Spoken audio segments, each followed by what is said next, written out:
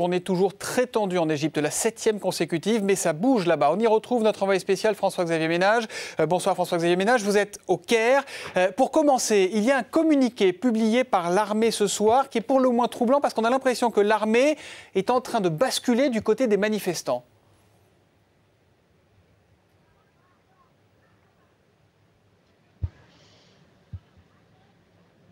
En tout cas, il y a 2 points qui le laissent entendre, même si évidemment on ne peut pas encore être catégorique aujourd'hui. Premier point, dans ce communiqué, on apprend que l'armée n'utilisera pas la force contre les manifestants. Deuxième point, tout aussi important, elle juge légitimes les revendications des manifestants. Et tout cela arrive à quelques heures d'une grande marche, la marche du million, ce sera demain. Alors c'est le surnom de cette marche parce qu'on attend 1 million d'Égyptiens dans les rues à la fois d'Alexandrie et du Caire pour protester une fois de plus contre le président Moubarak. Alors, une marche du million, grosse journée de mobilisation donc pour demain semble-t-il. Mais aujourd'hui encore, vous, ce que vous avez vu, ce que vous avez entendu dans les rues du Caire, c'est un peuple en colère.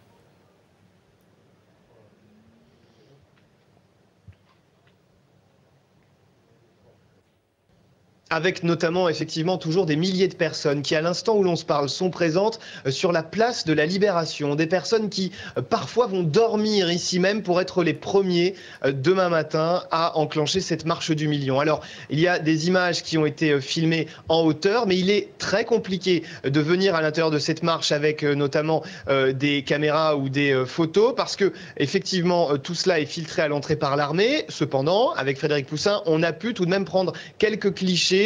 Et vous allez voir peut-être ces slogans qui sont extrêmement revendicatifs, des hommes et des femmes qui veulent une fois de plus faire entendre leur voix et qui jugent qu'en ce moment, le plus difficile, ça n'est pas de trouver de la nourriture, mais c'est l'oppression. Voilà le type de slogan qu'on pouvait voir et qu'on voit encore ce soir, à l'heure où l'on se parle ici, dans les rues du Caire, ici, place de la Libération, qui est à quelques centaines de mètres de l'endroit où nous sommes. Et on voit les photos que vous avez prises pendant que vous nous parlez. Il s'est quand même passé des petites choses du point de vue institutionnel. Le président Moubarak a nommé son nouveau gouvernement aujourd'hui, mais pour la rue et pour les frères musulmans, c'est important. Tout ça, c'est un coup d'épée dans l'eau, ça ne compte plus, c'est pas ça qu'on veut.